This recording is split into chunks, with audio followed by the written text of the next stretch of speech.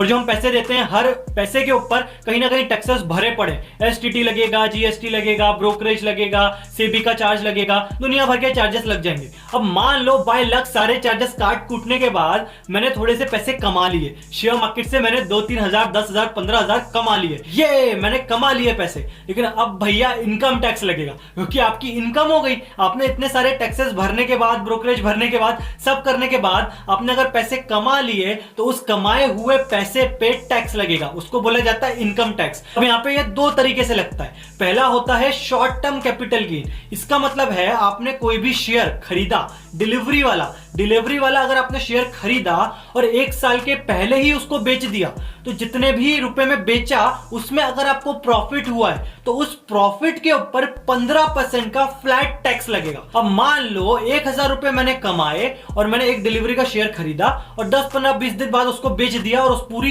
Process में 1000 रुपए मैंने कमा लिए, तो अब उस 1000 रुपए के ऊपर 15% का इनकम टैक्स लगेगा। तो जहां से भी आप इनकम टैक्स भरवाते होगे उनको आपको बताना पड़ेगा कि भैया मैंने शॉर्ट टर्म कैपिटल गेन कमाया, मैंने शेयर्स 1 साल के पहले ही बेच दिए, तो मुझे इतना रुपए जो है कमाई हुई है, तो वो उसका एक पर्टिकुलर फॉर्मेट होता है, उसमें जाके वो टैक्स आपको भरना पड़ेगा, तो गवर्नमेंट उसके ऊपर भी टैक्स लेगी। अब यहाँ पे दूसरा होता है लॉन्ग टर्म कैपिटल गेन। इसका मतलब है आपने जो भी स्टॉक खरीदा डिलीवरी वाला, वो अगर 1 साल बाद बेचते हो, 1 साल मतलब बाद बेचते हो, तब उसको बोला जाता है लॉन्ग टर्म कैपिटल गेन। 1 साल के पहले बेच दिया तो शॉर्ट टर्म 15% फ्लैट। अगर लॉन्ग टर्म में आते हो, 1 साल के बाद बेचते हो, तो उसके ऊपर अगर 1 लाख से ज्यादा कमाई कर लेते हो आप 1 साल के बाद आपके स्टॉक्स पे, तो उस पर फ्लैट 10% का टैक्स लगेगा। तो 1 लाख तक कमाओगे, 1 साल के बाद अगर बेचा और 1 लाख तक कमाया तो कोई उस पर टैक्स नहीं है। 1 लाख के ऊपर कमाया तो 10% का फ्लैट लगेगा लॉन्ग टर्म कैपिटल गेन।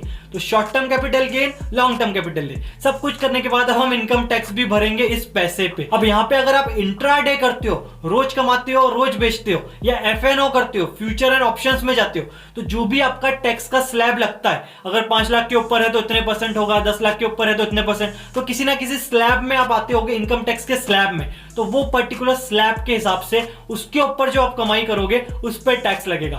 तो ये आसान है हमारे लिए कहना कि भाई हम पैसे कमाने जा रहे हैं, लेकिन कहीं ना कहीं देखें तो हम पैसे चलो कमाए नहीं कमाए ये तो अलग बात है, लॉस भी होगा, लेकिन ये सब लोग तो पैसे कमाएंगे ही कमाएंगे। गवर्नमेंट इनकम टैक्स कमा लेगी, इस एक्सचेंज जो है एसटीटी कमा लेगा, सेबी पैसे कमा लेगा, ब्रोकरेज पैसे कमा लेगी, तो दुनियादारी मेरा लॉस हो प्रॉफिट हो ये सब पैसे कमाएंगे, और जब प्रॉफिट होगा तो गवर्नमेंट फिर आ जाएगी इनकम टैक्स लेने।